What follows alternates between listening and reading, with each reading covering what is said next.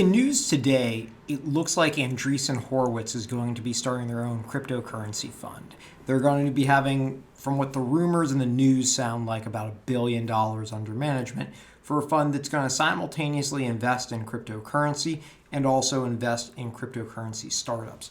This is a big change from what we've seen in the past. And for a firm that's famous for saying software is going to eat the world, this is a group of individuals who has been at the forefront of change and what's new and innovation and have been able to see things multiple steps ahead of other investors from everything they've done in San Francisco.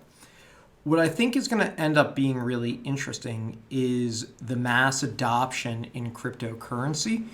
And it's a bit different than the startup world because cryptocurrency has a lot in common with finance, where the startup world is a little bit different ecosystem, right? So when you think about like New York City is the epicenter for finance and San Francisco is the epicenter for the startup world, or you can make an argument for both of those, but now you're going to get a little bit of an overlap between the two.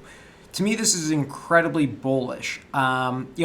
What's going to be very interesting is what outperforms what. Does Bitcoin itself as an asset outperform, an aggregate of 10 investments as a startups?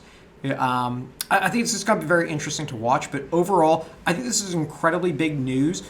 And we're just starting to see many major players come into the space and become more and more bullish. So overall, fantastic news for mass adoption, a great look at what's coming into the future. Andreessen Horowitz is arguably the best or most respected venture capital firm. And if they're not the best, they're definitely in a list of the top 10 names in the world. So this is about as good news as anything, whether it's Tesla buying Bitcoin or BNY Mellon coming on board. Just a very bullish statement. Love to hear from any of the people at Andreessen what their thought process is, but this is just a very cool thing going on.